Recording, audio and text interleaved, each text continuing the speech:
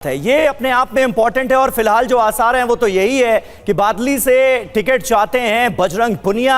हालांकि अब कांग्रेस पार्टी इसके लिए तैयार होगी क्या, क्योंकि उसमें भी एक पेच है, उसका आगे जिक्र करेंगे। लेकिन जल्दी से हमारे साथ दो और बहुत खास मेहमान मौजूद हैं। सुनीता गोदारा जी हमारे साथ मौजूद हैं, Asian marathon champion. Sunita ji, आप किस तरह से देखती हैं दो खिलाड़ी, टॉप के खिलाड़ी बजरंग पुनिया, विनेश फोगाट, दोनों का देश में नाम, हरियाणा में तो नाम है ही, लेकिन अब जब कांग्रेस पार्टी टिकट दे सकती है, कांग्रेस से टिकट मिल सकता है, इस तरह की खबरें आ रही हैं, तो दूसरी तरफ से यह कहा जा रहा है कि भाई देखिए खिलाड़ियों को लेकर एक अलग तरह की सियासत करने की कोशिश की जा रही है। आप किस तरह से देखती हैं बजरंग पुनिया और विनेश फोगाट की अगर सियासी पारी शुरू होती है तो?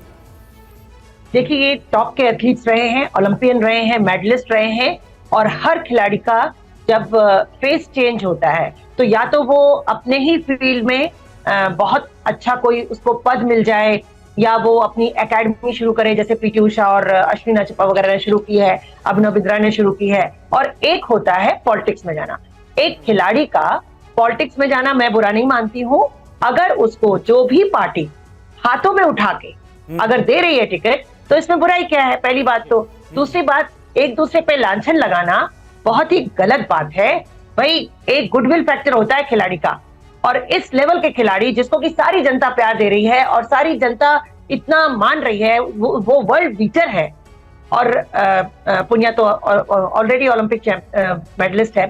ऐसे खिलाड़ी को, गुडविल फैक्टर को कोई भी कैश ऑन करेगा, क्यों नहीं करेगा? बीजेपी ने क्यों ये मौका छोड़ दिया? मैं तो चाहूंगी कि अभी भी देर नहीं हुई है। भाई, जो उनको हाथों हाथ उठाएगा वो उस तरफ उनका रुझान होगा ही ना, जो उनको तवज्जो देगा। एक खिलाड़ी को सम्मान चाहिए होता है, जो उसको सम्मान देता है खिलाड़ी उस तरफ अपना रुझान दिखाता है। अब वो चाहे पॉलिटिक्स हो, चाहे वो स्पोर्ट्स हो, चाहे वो कोई कंपनी हो, चाहे वो देखिए, कई आर्मी वालों ने आर्मी छोड़ के पुलिस ज्वाइन की क्योंकि वहां उनको डीसीपी की पोस्ट मिली। सुनीता जी, आपने लेकिन वो बीजेपी कई खिलाड़ी, अब बीजेपी वाला कैसे टिकट दे विनेश फोगाट को? ये एक मुसीबत भी तो है, आप समझिए। क्यों अभी आपने अनिल विज को नहीं सुना? नहीं, अभी आपने अनिल विज को सुना ना कि हम मना लेंगे। अगर वो अपनी पार्टी के अंदर जो भी मनमुटाव हो रहा है उसको मना सकते हैं, तो अगर उन्हें गुडविल फैक्टर चाहिए तो वो पुनिया और विनेश फोगाट को भी मना नहीं। विनेश फोगाट की दो पहचान है ना सुनीता जी, विनेश फोगाट की दो पहचान है। एक तो वो शानदार खिलाड़ी हैं, क्या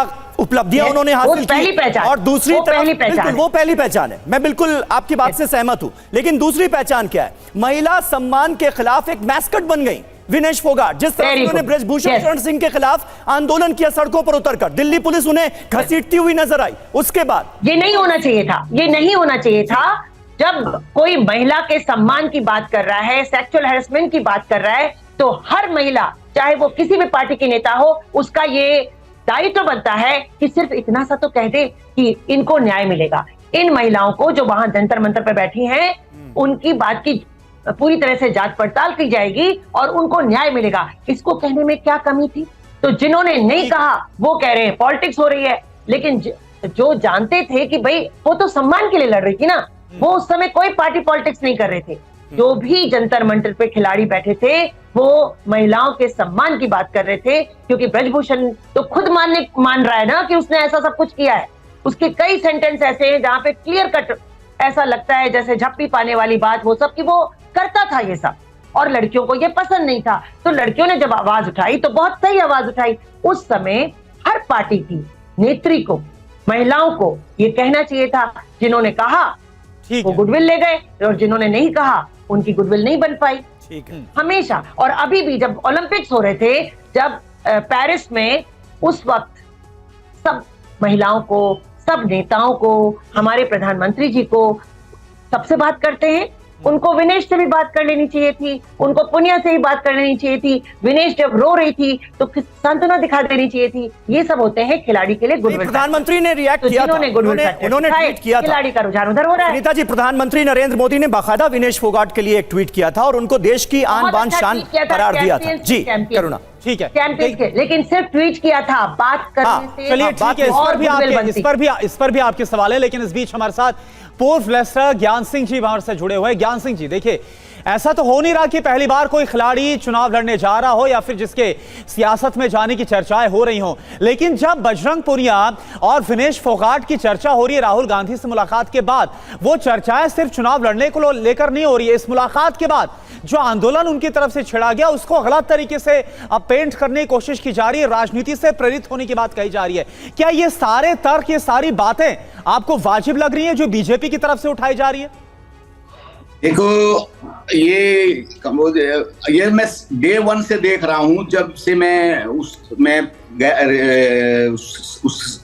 सिस्टम के साथ जुड़ा था, उनके आह्वान के साथ ही।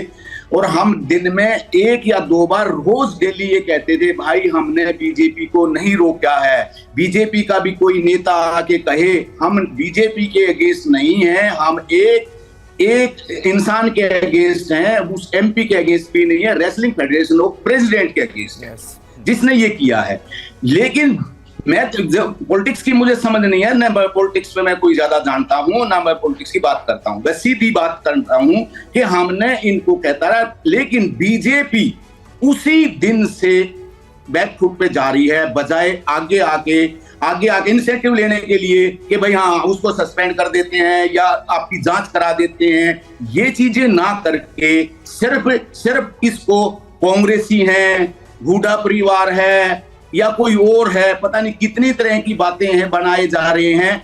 क्यों नहीं बीजेपी डे वन से स्टेज पे आई, जबकि हम रोज दिन में बोलते थे भाई बीजेपी वाले भी आ जाओ, हमें बीजेपी से दिक्कत नहीं है, बीजेपी के अगेंस्ट हम नहीं है, ना ये बच्चियां अगेंस्ट हैं।